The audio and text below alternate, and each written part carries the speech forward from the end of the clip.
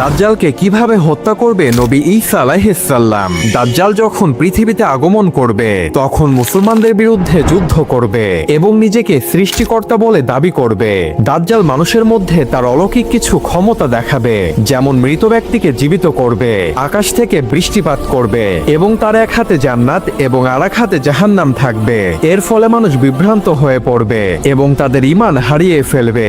আর যখনই এমন ভয়ঙ্কর ফিতনা তৈরি হবে তখনই নবী ঈসা আলাইহিস সালাম আকাশ থেকে দুই ফেরেশতার কাঁধে ভর করে পৃথিবীতে নেমে আসবে।